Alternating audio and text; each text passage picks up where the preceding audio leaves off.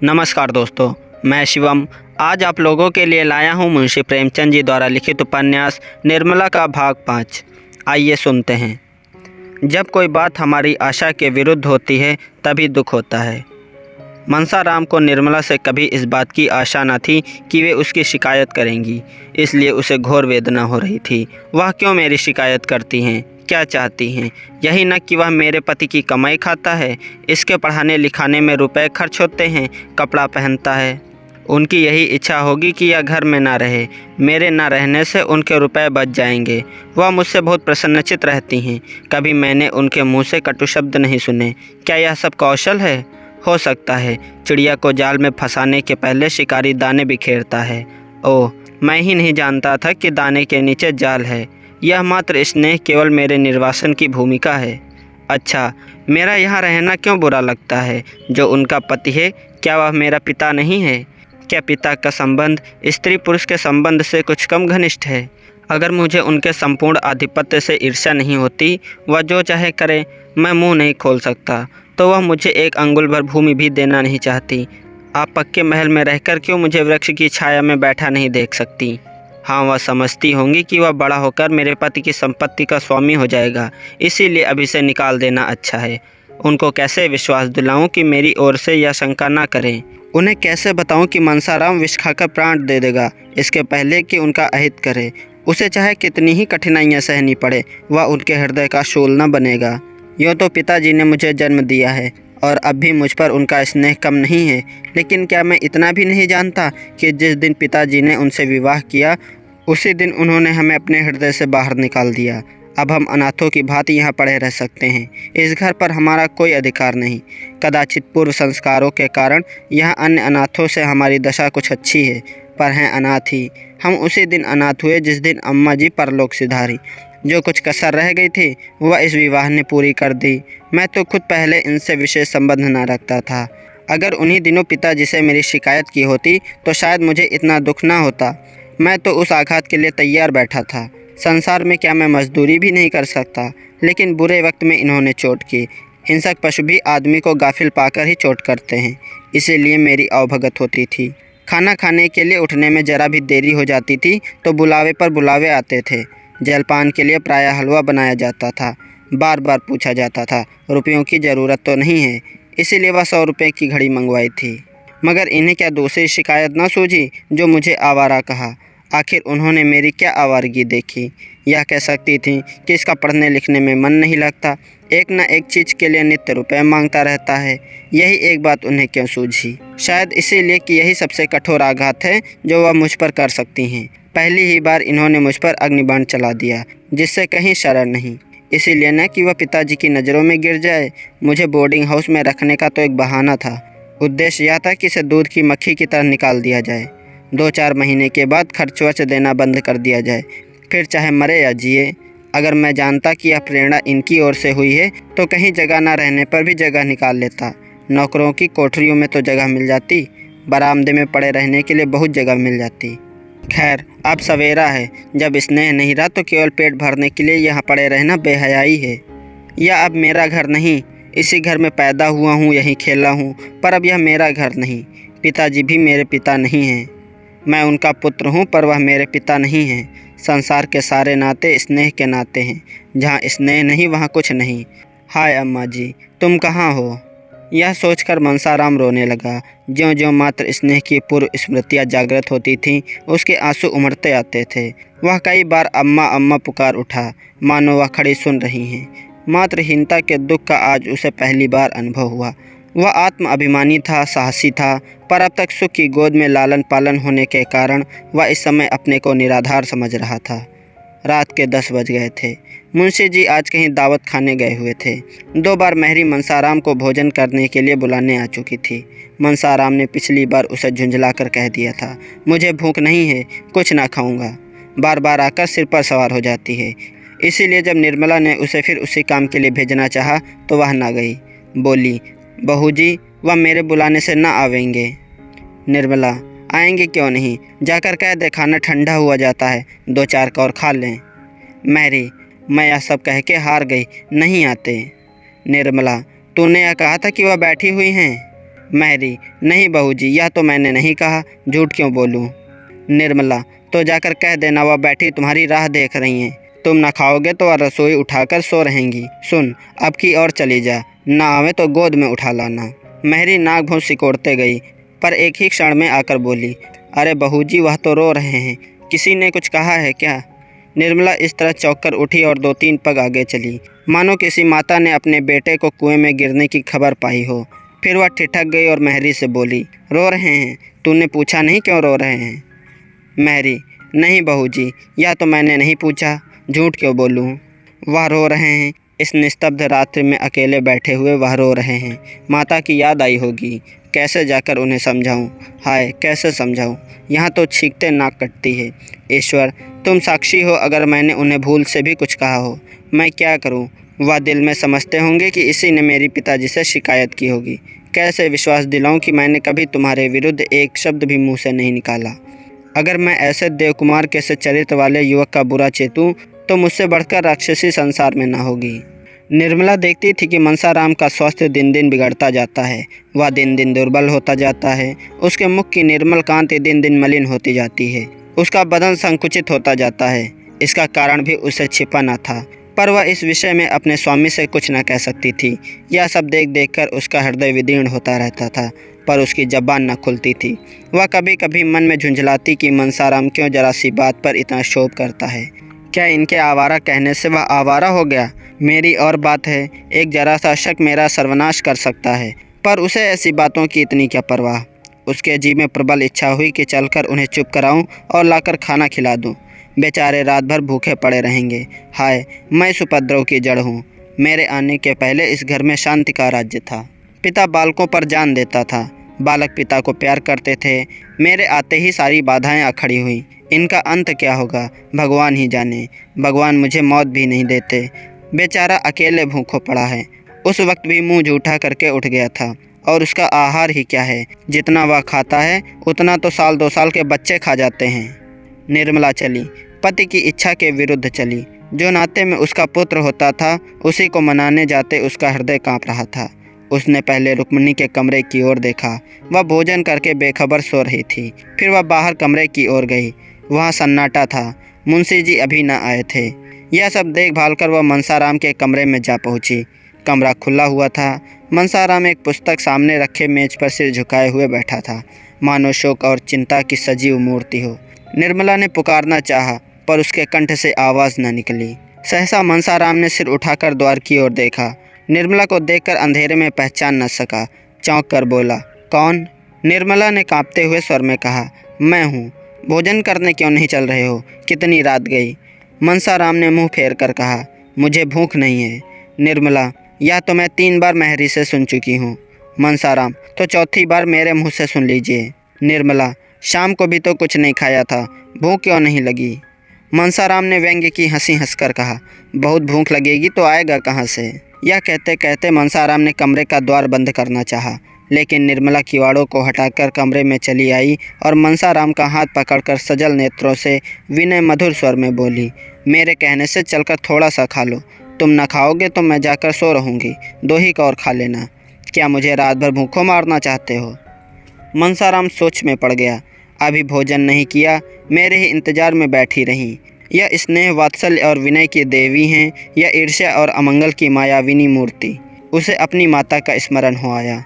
जब वह रूठ जाता था तो वे भी इसी तरह मनाने आ जाया करती थीं, और जब तक वह ना जाता था वहाँ से न उठती थीं। वह इस विनय को अस्वीकार न कर सका। बोला, मेरे लिए आपको इतना कष्ट हुआ, इसका मुझे खेद है। मैं जानता कि आप मेरे इंतज़ार में भूखी बैठी हैं तो तभी आ गया होता।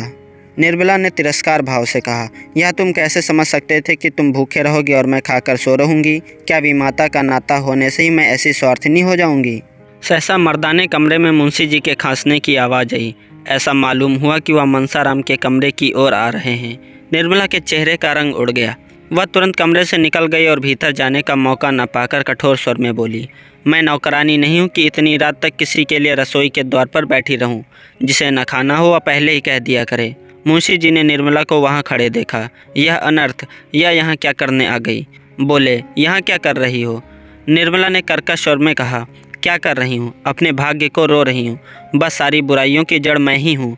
कोई इधर रूठा है, कोई उधर मुँह फुलाए खड़ा है। किस किस को मनाऊँ और कहाँ तक मनाऊँ? मुंशी जी कुछ चकित होकर बोले, बात क्या है? निर्मला, भोजन करने नहीं जाते और क्या बात है? 10 दफ़े महरी को भेजा, आखिर खुद दौड़ी आई। इन्हें तो इतना कह देना आसान है, मुझे भूख नहीं है। यहाँ तो मैं घर भर की नौकरानी हूँ। सारी दुनिया मुंह में कालिक पोतने को तैयार है।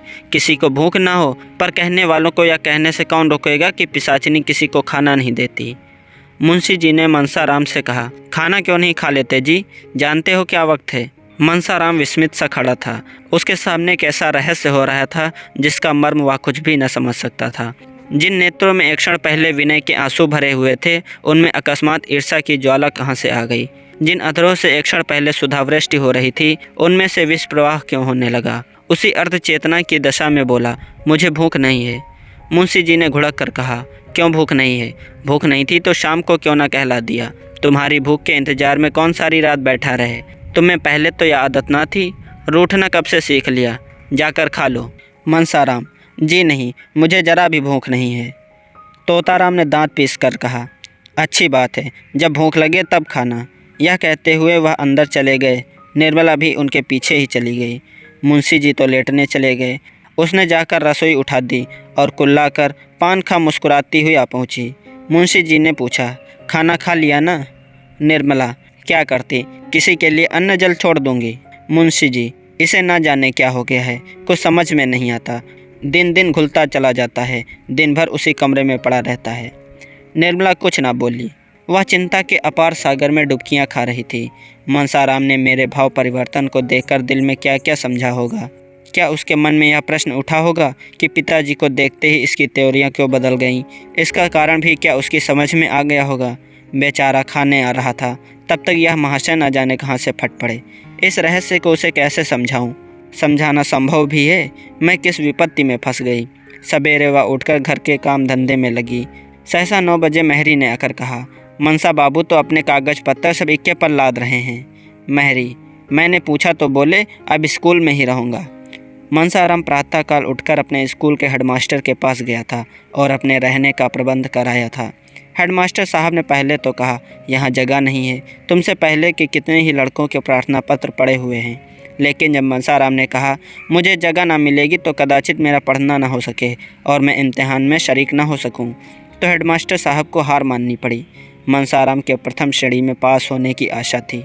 अध्यापकों को विश्वास था कि वह उस शाला की कीर्ति को उज्ज्वल करेगा। हेडमास्टर साहब ऐसे लड़कों को कैसे छोड़ सकते थे? उन्होंने अपने दफ्तर का कमरा खाली करा दिया। इसीलिए मनसाराम वहाँ से आते ही अपना सारा सामान इक्के पर लादने लगा। मुंशी जी ने कहा, अभी ऐसी क्या जल्दी है? 2-4 दिन में चले जाना। मैं चाहता हूँ तुम्हारे लिए कोई अच्छा सा रसोइया ठीक कर दूँ। मनसाराम, वहाँ का रसोइया बहुत अच्छा भोजन पकाता है। मुंशी जी, अपने स्वास्थ्य का ध्यान रखना, ऐसा ना हो कि पढ़ने के पीछे स्वास्थ्य खो बैठो।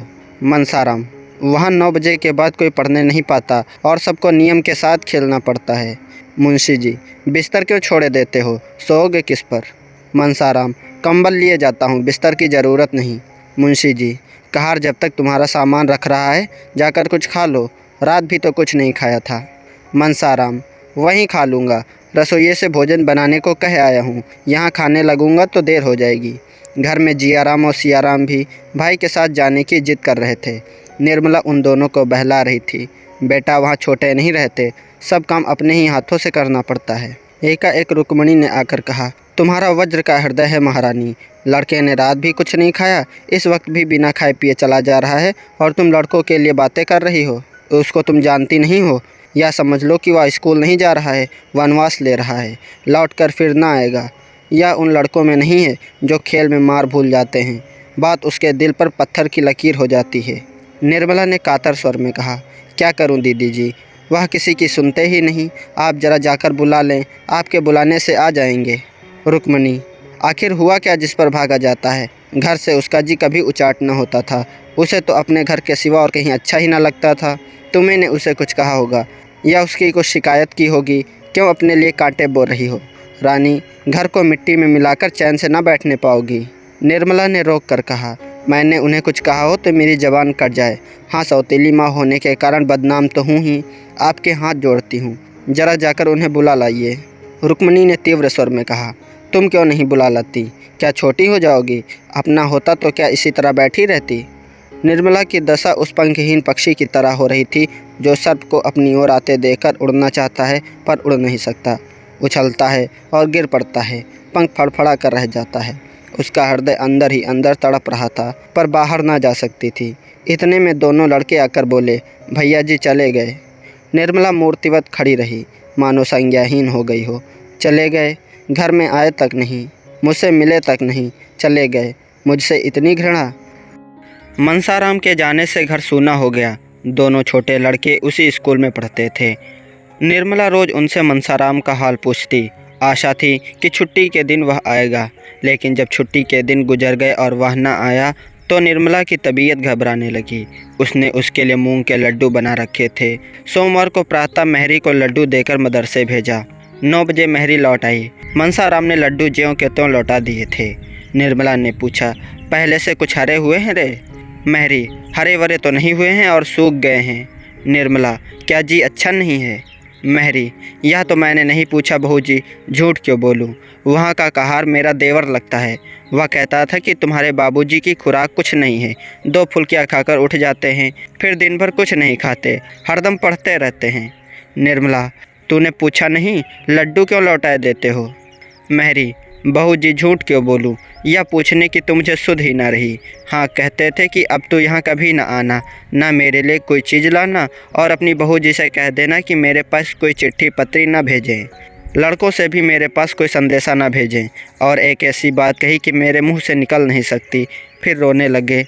निर्मला, कौन बात थी, कह तो? मेहरी, क्या कहूँ? कहते थे मेरे जीने को धिक्कार है, यही कहकर रोने लगे। निर्मला के मुंह से एक ठंडी सांस निकल गई। ऐसा मालूम हुआ मानो कलेजा बैठा जाता है।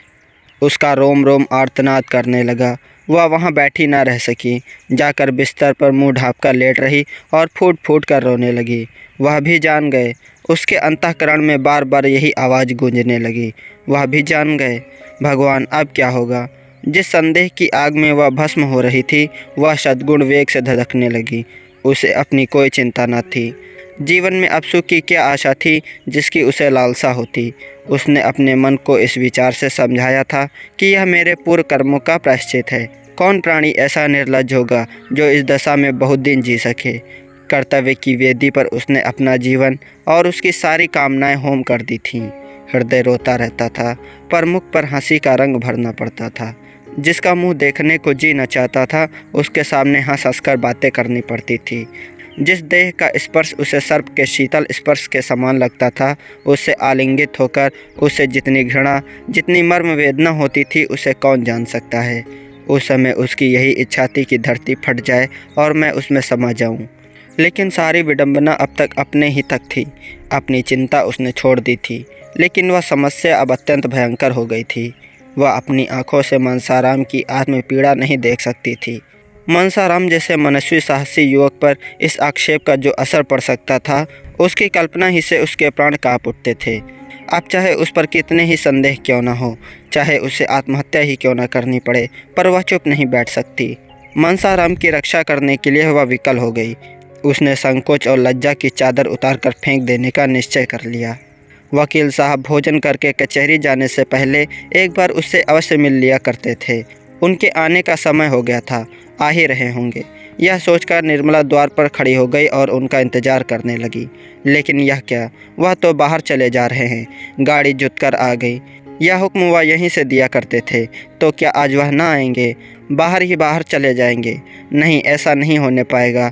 उसने मेहरी से कहा, जाकर बाबूजी को बुला ला, कहना एक ज़रूरी काम है, सुन लीजिए। मुंशी जी जाने को तैयार ही थे। यह संदेशा पाकर अंदर आए, पर कमरे में न आकर दूर ही से पूछा, क्या बात है भाई, जल्दी कह दो, मुझे एक ज़रूरी काम से जाना है।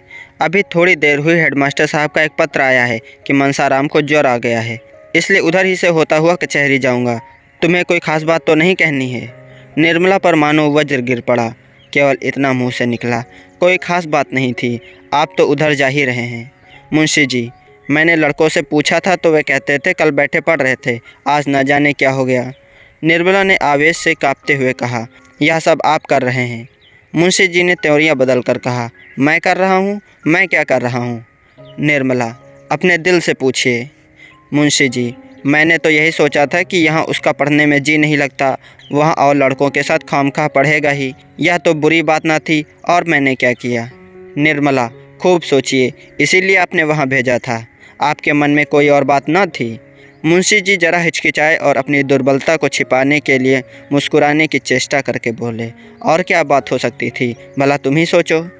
निर्मला, खैर यही सही, अब आप कृपा करके उन्हें आज ही लेते आइएगा। वहाँ रहने से उनकी बीमारी बढ़ जाने का भय है। यहाँ दीदी जी जितनी तीमारदारी कर सकती हैं, दूसरा नहीं कर सकता। एक क्षण के बाद उसने सिर नीचा करके कहा, मेरे कारण ना लाना चाहते हो तो मुझे घर भेज दीजिए, मैं वहाँ आराम से रहूँगी। मुंशी जी ने इसका कुछ जवाब न दिया, बाहर चले गए और एक क्षण में गाड़ी स्कूल की ओर चली। मन, तेरी गति कितनी विचित्र है, कितनी रहस्य से भरी हुई है, कितनी दुर्भेद्य है। तू कितनी जल्द रंग बदलता है, इस कला में तो निपुण है। आतिशबाजी की चरखी को भी रंग बदलते कुछ देर लगती है, पर तुझे रंग बदलने में बिल्कुल समय नहीं लगता। जहाँ अभी वात्सल्य था, वहाँ फिर संदेह ने आसन जमा लिया। वह सोचते थे, कहीं उसने बहाना तो नहीं किया है। मनसाराम 2 दिन तक गहरी चिंता में डूबा रहा। बार बार अपनी माता की याद आती, न खाना अच्छा लगता, न पढ़ने में जी लगता। उसकी काया पलट सी हो गई। 2 दिन गुजर गए और छात्रालय में रहते हुए भी उसने वह काम न किया जो स्कूल के हेडमास्टरों ने घर से कर लाने को दिया था। परिणाम स्वरूप उसे बेंच पर खड़ा रहना पड़ा। जो बात कभी ना हुई थी वह आज हो गई। यह असह्य अपमान भी उसे सहना पड़ा। तीसरे दिन वह इन्हीं चिंताओं में मग्न अपने मन को समझा रहा था। कहा, संसार में अकेले मेरी ही माता मरी है, भी माताएं तो सभी इसी प्रकार की होती हैं। मेरे साथ कोई नई बात नहीं हो रही है। अब मुझे पुरुषों की भांति द्विगुण परिश्रम से अपना काम करना चाहिए। जैसे माता पिता राजी रहें, वैसे उन्हें राजी रखना चाहिए। इस साल अगर छात्रवृत्ति मिल गई तो मुझे घर से कुछ लेने की ज़रूरत ही ना रहेगी। कितने ही लड़के अपने ही बल पर बड़ी बड़ी उपाधियाँ प्राप्त कर लेते हैं। भाग्य के नाम रोने कोसने से क्या होगा। इतने में जिया राम आकर खड़ा हो गया। मनसाराम ने पूछा, घर क्या क्या हाल है जिया? नहीं, अम्मा जी तो बहुत प्रसन्न होंगी। जिया राम, उनके मन का हाल तो मैं नहीं जानता, लेकिन जब से तुम आए हो उन्होंने 1 जून भी खाना नहीं खाया। जब देखो तब रोया करती हैं। जब बाबूजी आते हैं तब अलबत्ता हंसने लगती हैं। तुम चले आए तो मैंने भी शाम को अपनी किताबें संभाली। यही तुम्हारे साथ रहना चाहता था। महरी चुड़ैल ने जाकर अम्मा जी से कह दिया। बाबूजी बैठे थे, उनके सामने ही अम्मा जी ने आकर मेरी किताबें छीन ली और रो कर बोली, तुम भी चले जाओगे तो इस घर में कौन रहेगा? अगर मेरे कारण तुम लोग घर छोड़ कर भागे जा रहे हो तो लो, मैं ही कहीं चली जाती हूँ। मैं तो झल्लाया हुआ था ही। यहाँ अब बाबूजी भी न थे। बिगड़ कर बोला, आप क्यों कहीं चली जाएंगी? आपका तो घर है, आप आराम से रहिए। गैर तो हम ही लोग हैं, हम ना रहेंगे तब तो आपको आराम ही आराम होगा। मनसाराम, तुमने खूब कहा, बहुत ही अच्छा कहा, और इस पर और भी झल्लाई होंगी और जाकर बाबूजी से शिकायत की होंगी। जी आराम, नहीं, यह कुछ नहीं हुआ। बेचारी ज़मीन पर बैठकर रोने लगी। मुझे भी करुणा आ गई, मैं भी रो पड़ा। उन्होंने आंचल से मेरे आंसू पोंछे और बोली, जिया, मैं ईश्वर को साक्षी देकर कहती हूँ कि मैंने तुम्हारे भैया के विषय में तुम्हारे बाबूजी से एक शब्द भी नहीं कहा। मेरे भाग्य में कलंक लिखा हुआ है, वही भोग रही हूँ। फिर और न जाने क्या क्या कहा जो मेरी समझ में नहीं आया। कुछ बाबूजी की बात थी। मनसाराम ने उद्विग्नता से पूछा, बाबूजी के विषय में क्या कहा, कुछ याद है? जी आराम, बातें तो भाई मुझे याद नहीं आती, मेरी मेमोरी कौन बड़ी तेज़ है। लेकिन उनकी बातों का मतलब कुछ ऐसा मालूम होता था कि उन्हें बाबूजी को प्रसन्न रखने के लिए यह स्वांग भरना पड़ रहा है। ना जाने धर्म अधर्म की कैसी बातें करती थी जो मैं बिल्कुल ना समझ सका। मुझे तो अब इसका विश्वास आ गया है कि उनकी इच्छा तुम्हें यहाँ भेजने की ना थी। मनसाराम, तुम इन चालों का मतलब नहीं समझ सकते, ये बड़ी गहरी चालें हैं। जी आराम, तुम्हारी समझ में होंगी, मेरी समझ में नहीं है। मनसाराम, जब तुम ज्योमेट्री नहीं समझ सकते तो इन बातों को क्या समझ सकोगे? उस रात को जब मुझे खाना खाने के लिए बुलाने आई थी और उनके आग्रह पर मैं जाने को तैयार भी हो गया था, उस वक्त बाबूजी को देखते ही उन्होंने जो वेश बदला, वह क्या मैं कभी भी भूल सकता हूँ? जी आराम, यही बात मेरी समझ में नहीं आती। अभी कल ही मैं यहाँ से गया तो लगी तुम्हारा हाल पूछने। मैंने कहा, वह तो कहते थे कि अब कभी इस घर में कदम ना रखूँगा। मैंने कुछ झूठ तो कहा नहीं, तुमने मुझसे कहा ही था। इतना सुनना था कि फूट फूट कर रोने लगी। मैं दिल में बहुत पछताया कि कहाँ से मैंने यह बात कह दी। बार बार यही कहती थी, क्या वे मेरे कारण घर छोड़ देंगे? मुझसे इतने नाराज़ हैं? चले गए और मुझसे मिले तक नहीं। खाना तैयार था, खाने तक नहीं आए। हाय, मैं क्या बताऊं किस विपत्ति में हूँ। इतने में बाबूजी आ गए। बस तुरंत आंखें पोंछकर मुस्कुराती हुई उनके पास चली गईं। यह बात मेरी समझ में नहीं आती। आज मुझे बड़ी मिन्नत की कि उनको साथ लेते आना। आज मैं तुम्हें खींच ले चलूँगा। 2 दिन में वह कितनी दुबली हो गई हैं। तुम्हें यह देखकर उन पर दया आएगी। तो चलोगे ना? मनसाराम ने कुछ जवाब न दिया। उसके पैर काँप रहे थे। जियाराम तो हाजिरी की घंटी सुनकर भाग गया। पर वह बेंच पर लेट गया और इतनी लंबी सांस ली मानो बहुत देर से उसने सांस ही नहीं ली है। उसके मुख से वेदना में डूबे हुए शब्द निकले। हाय ईश्वर! इस नाम के सिवा उसे अपना जीवन निराधार मालूम होता था। इस एक उच्छ्वास में कितना नैराश्य था, कितनी संवेदना, कितनी करुणा, कितनी दीन प्रार्थना भरी हुई थी, इसका कौन अनुमान कर सकता है। अब सारा रहस्य उसकी समझ में आ रहा था और बार बार उसका पीड़ित हृदय आर्तनाद कर रहा था। हाय ईश्वर! इतना घोर कलंक! क्या जीवन में इससे बड़ी विपत्ति की कल्पना की जा सकती है? क्या संसार में इससे घोरतम नीचता की कल्पना हो सकती है? आज तक किसी पिता ने अपने पुत्र पर इतना निर्दयी कलंक न लगाया होगा। जिसके चरित्र की सभी प्रशंसा करते थे, जो अन्य युवकों के लिए आदर्श समझा जाता था, जिसने कभी अपवित्र विचारों को अपने पास नहीं भटकने दिया, उसी पर यह घोरतम कलंक। मनसाराम को ऐसा मालूम हुआ मानो उसका दिल फटा जाता है। दूसरी घंटी भी बज गई। लड़के अपने अपने कमरे में गए, पर मनसाराम हथेली पर गाल रखे अनिमेष नेत्रों से भूमि की ओर देख रहा था, मानो उसका सर्वस्व जलमग्न हो गया हो, मानो वह किसी को मुंह न दिखा सकता हो। स्कूल में गैर हाजिरी हो जाएगी, जुर्माना हो जाएगा, इसकी उसे चिंता नहीं। जब उसका सर्वस्व लूट गया तो अब इन छोटी छोटी बातों का क्या भय। इतना बड़ा कलंक लगने पर भी अगर जीता रहूं तो मेरे जीने को धिक्कार है। उसी शोकातिरेक दशा में वह चिल्ला पड़ा, माताजी तुम कहाँ हो? तुम्हारा बेटा, जिस पर तुम प्राण देती थी, जिसे तुम अपने जीवन का आधार समझती थी, आज घोर संकट में है। उसी का पिता उसकी गर्दन पर छुरी फेर रहा है। हाय, तुम कहाँ हो? मनसाराम फिर शांत चित्त से सोचने लगा। मुझ पर यह संदेह क्यों हो रहा है? इसका क्या कारण है? मुझ में ऐसी कौन सी बात उन्होंने देखी जिससे उन्हें यह संदेह हुआ? वह हमारे पिता हैं, मेरे शत्रु नहीं हैं, जो अनायास ही मुझ पर यह अपराध लगाने बैठ जाएं। जरूर उन्होंने कोई ऐसी बात देखी या सुनी है। उनका मुझ पर कितना स्नेह था, मेरे बगैर भोजन न करते थे। वही मेरे शत्रु हो जाएं, यह बात अकारण नहीं हो सकती। अच्छा, इस संदेह का बीजारोपण किस दिन हुआ? मुझे बोर्डिंग हाउस में ठहराने की बात तो पीछे की है। उस रात को वह मेरे कमरे में आकर मेरी परीक्षा लेने लगे थे। उसी दिन उनकी त्योरियां बदली हुई थीं। उस दिन ऐसी कौन सी बात हुई जो अप्रिय लगी हो? मैं नई अम्मा से कुछ खाने को मांगने गया था। बाबूजी उस समय वहाँ बैठे थे। हाँ, अब याद आती है। उसी वक्त उनका चेहरा तमतमा गया था। उसी दिन से नई अम्मा ने मुझसे पढ़ना छोड़ दिया। अगर मैं जानता कि मेरा घर में आना जाना, अम्मा जी से कुछ कहना सुनना और उन्हें पढ़ाना लिखाना पिताजी को बुरा लगता है, तो आज क्यों यह नौबत आती? और नई अम्मा, उन पर क्या बीत रही होगी? मनसाराम ने अब तक निर्मला की ओर ध्यान नहीं दिया था। निर्मला का ध्यान आते ही उसके रोए खड़े हो गए।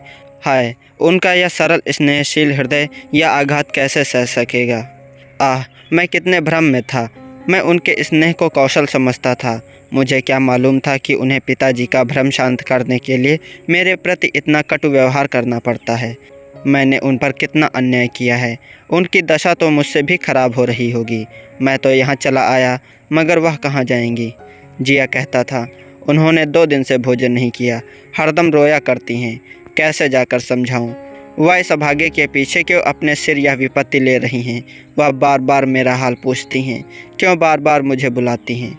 कैसे कह दूं कि माता, मुझे तुमसे जरा भी शिकायत नहीं, मेरा दिल तुम्हारी तरफ से साफ है।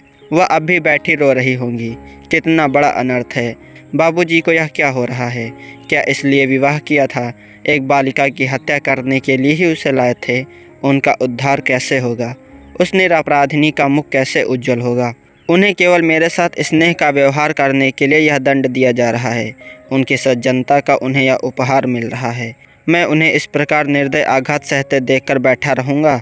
अपनी मान रक्षा के लिए न सही, उनकी आत्मरक्षा के लिए इन प्राणों का बलिदान करना पड़ेगा। इसके सिवाय उद्धार का कोई उपाय नहीं। दिल में कैसे कैसे अरमान थे, वे सब खाक में मिला देने होंगे। एक सती पर संदेह किया जा रहा है और मेरे कारण मुझे अपने प्राणों से उनकी रक्षा करनी होगी। यही मेरा कर्तव्य है। इसी में सच्ची वीरता है। माता, मैं अपने रक्त से इस कालिमा को धो दूंगा। इसी में मेरा और तुम्हारा दोनों का कल्याण है। वह दिन भर इन्हीं विचारों में डूबा रहा। शाम को उसके दोनों भाई आकर घर चलने के लिए आग्रह करने लगे।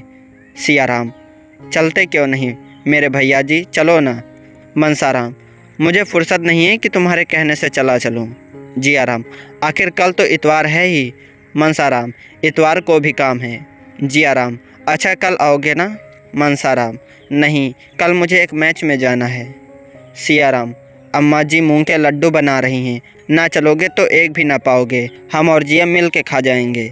जियाराम, भैया अगर तुम कल ना गए तो शायद अम्मा जी यहीं चली आएँ। मनसाराम, सच?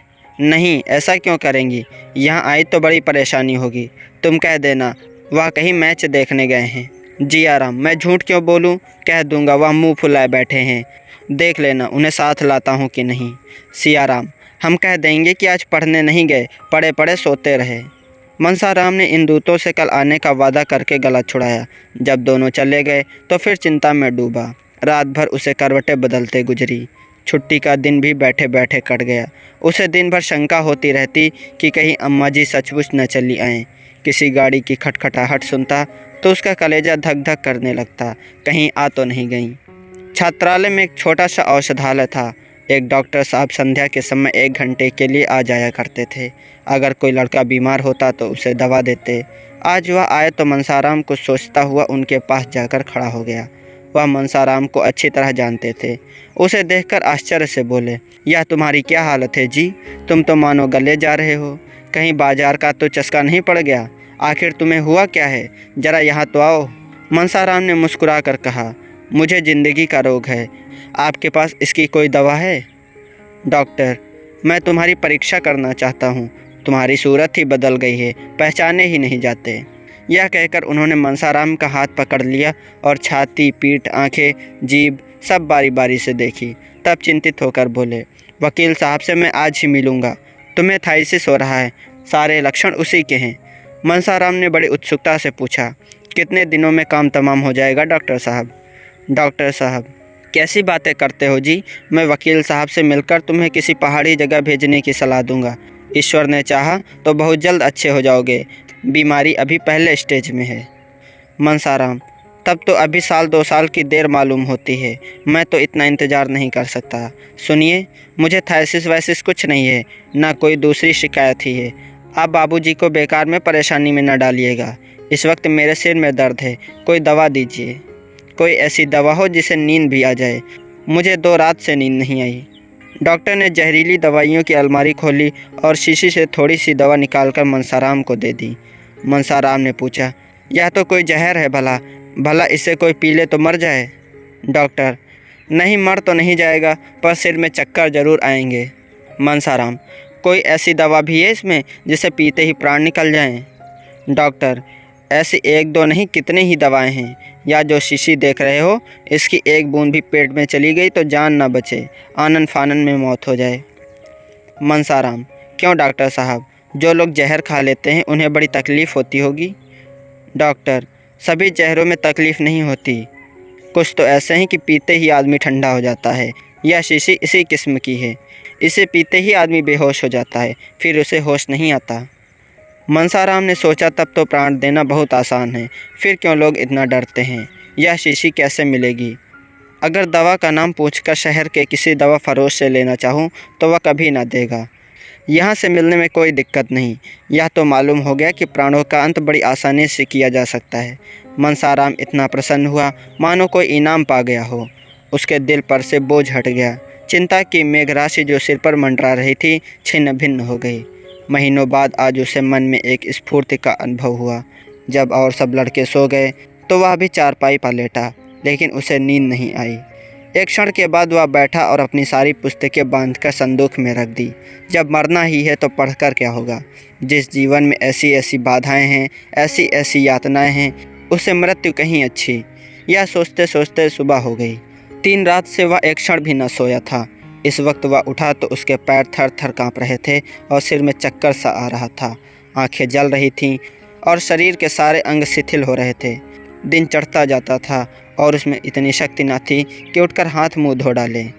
एकाएक उसने महरी को रुमाल में कुछ लिए हुए एक कहार के साथ आते देखा। उसका कलेजा सन्न रह गया। हाय ईश्वर, वे आ गईं, अब क्या होगा? महरी अकेले नहीं आई होगी, बग्घी जरूर बाहर खड़ी होगी। कहाँ तो उसे उठा नहीं जाता था, कहाँ महरी को देखते ही दौड़ा और घबराई हुई आवाज़ में बोला, अम्मा जी भी आई हैं क्या रे? जब मालूम हुआ कि अम्मा जी नहीं आई तब उसका चित्त शांत हुआ। महरी ने कहा, भैया तुम कल गए नहीं, बहू जी तुम्हारी राह देखती रह गईं, उनसे क्यों रूठे हो भैया? कहती हैं मैंने कुछ भी शिकायत नहीं की है। मुझसे आज रो कर कहने लगीं, उनके पास यह मिठाई लेते जा और कहना मेरे कारण क्यों घर छोड़ दिया, कहाँ रख दूँ यह थाली? मनसाराम ने रुखाई से कहा, यह थाली अपने सिर पर पटक दे चुड़ैल, वहाँ से चली है मिठाई लेकर। खबरदार जो फिर कभी इधर आई सौगात लेकर चली है। जाकर कह देना मुझे उनकी मिठाई नहीं चाहिए। जाकर कह देना तुम्हारा घर है, तुम रहो, वहाँ वे बड़े आराम से हैं, खूब खाते और मौज करते हैं। सुनती है? बाबूजी के मुंह पर कहना, समझ गई? मुझे किसी का डर नहीं, और जो करना चाहें कर डालें, जिससे दिल में कोई अरमान न रह जाए। कहें तो इलाहाबाद, लखनऊ, कलकत्ता चला जाऊं, मेरे लिए जैसे बनारस वैसे दूसरा शहर, यहाँ क्या रखा है? महरी, भैया मिठाई रख लो, नहीं रो रो कर मर जाएंगी, सच मानो रो रो कर मर जाएंगी। मनसाराम ने आंसुओं के उठते हुए वेग को दबाकर कहा, मर जाएंगी मेरी बला से। कौन मुझे बड़ा सुख दे दिया है जिसके लिए पछताऊँ? मेरा तो उन्होंने सर्वनाश कर दिया। कह देना मेरे पास कोई संदेशा ना भेजें, कोई ज़रूरत नहीं। महरी, भैया तुम तो कहते हो यहाँ खूब खाता हूँ और मौज करता हूँ, मगर देह तो आधी भी ना रही, जैसे आए थे उसे आधे भी ना रहे। मनसाराम, यह तेरी आंखों का फेर है, देखना 2-4 दिन में मुटाकर कोल्हू हो जाता हूँ कि नहीं।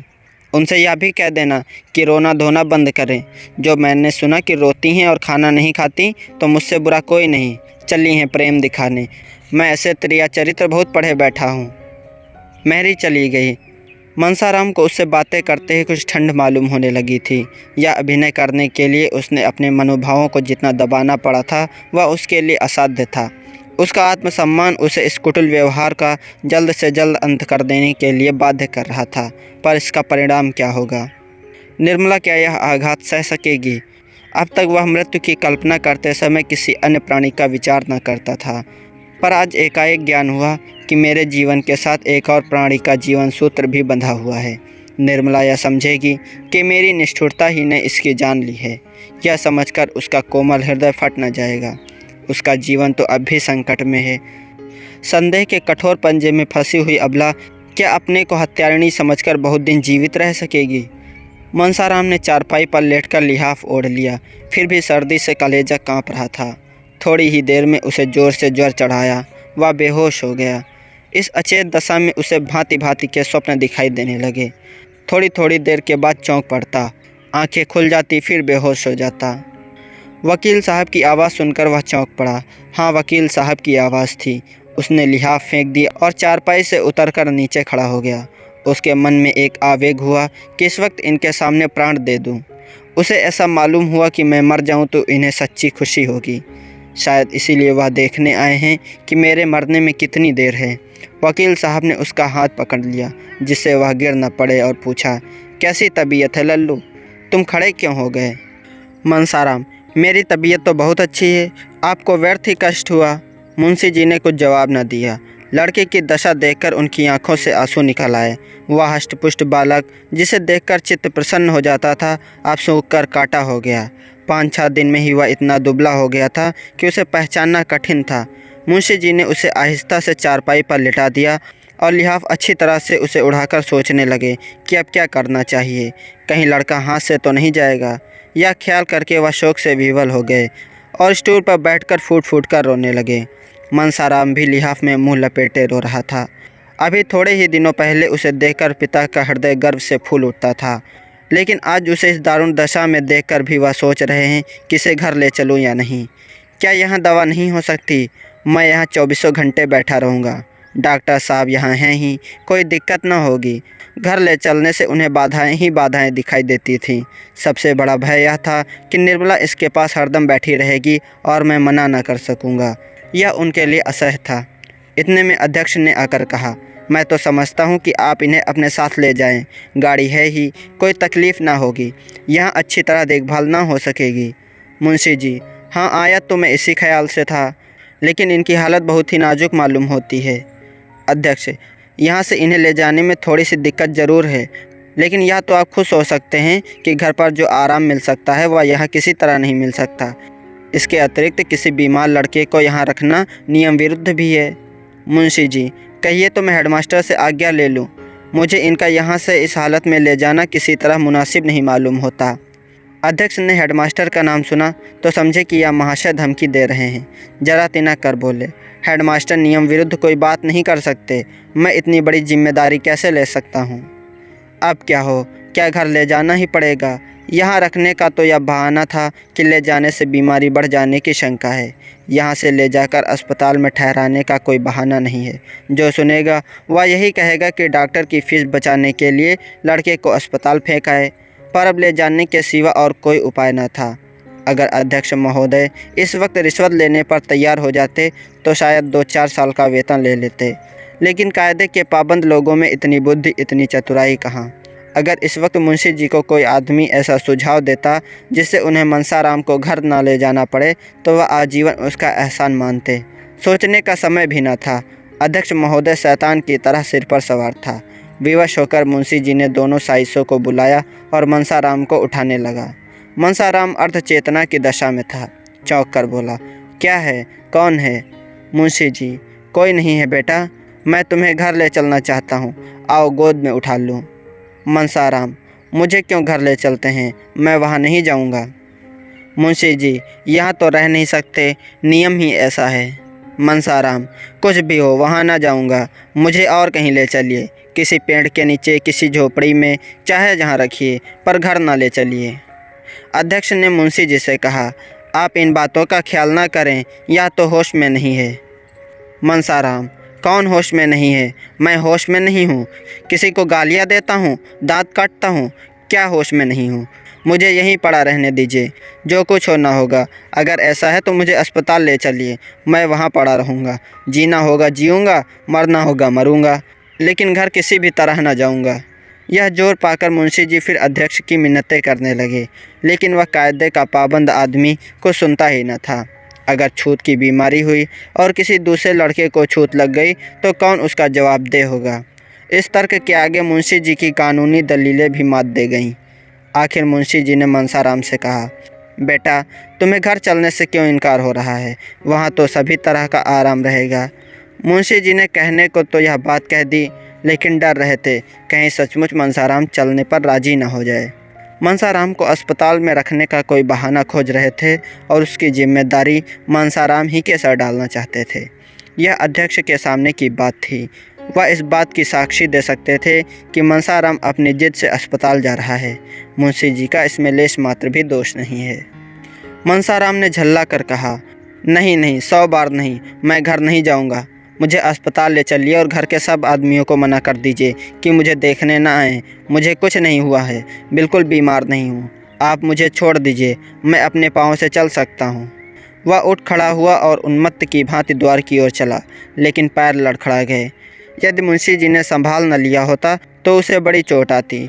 दोनों नौकरों की मदद से मुंशी जी उसे बग्घी के पास लाए और अंदर बैठा दिया। गाड़ी अस्पताल की ओर चली। वही हुआ जो मुंशी जी चाहते थे। इस शोक में भी उनका चित्त संतुष्ट था। लड़का अपनी इच्छा से अस्पताल जा रहा था। क्या यह इस बात का प्रमाण नहीं था कि घर में उसे कोई स्नेह नहीं है? क्या इससे यह सिद्ध नहीं होता कि मनसाराम निर्दोष है? वह उस पर अकारण ही भ्रम कर रहे थे। लेकिन जरा ही देर में इस तुष्ट की जगह उनके मन में ग्लानि का भाव जागृत हुआ। वह अपने प्राण प्रिय पुत्र को घर न ले जाकर अस्पताल लिए जा रहे थे। उनके विशाल भवन में उनके पुत्र के लिए जगह न थी। इस दशा में भी जबकि उसका जीवन संकट में पड़ा हुआ था। कितनी विडंबना है। एक क्षण के बाद एकाएक मुंशी जी के मन में एक प्रश्न उठा, कहीं मनसाराम उनके भावों को ताड़ तो नहीं गया? इसीलिए तो उसे घर से घृणा नहीं हो गई है। अगर ऐसा है तो गजब हो जाएगा। उस अनर्थ की कल्पना ही से मुंशी जी के रोए खड़े हो गए और कलेजा धक धक करने लगा। हृदय में एक धक्का सा लगा। अगर इस ज्वर का यही कारण है तो ईश्वर ही मालिक है। इस समय उनकी दशा अत्यंत दयनीय थी। वह आग जो उन्होंने अपने ठिठुरे हुए हाथों को सेकने के लिए जलाई थी, अब उनके घर में लगी जा रही थी। इस करुणा, शोक, पश्चाताप और शंका से उनका चित्त घबरा उठा। उनके गुप्त रोदन की ध्वनि यदि बाहर निकल सकती तो सुनने वाले रो पड़ते। उनके आंसू बाहर निकल सकते तो उनका तार बंध जाता। उन्होंने पुत्र के वर्णहीन मुख की ओर एक वात्सल्यपूर्ण नेत्रों से देखा। वेदना से विकल होकर उसे छाती से लगा लिया और खूब रोए। सामने अस्पताल का फाटक दिखाई दे रहा था।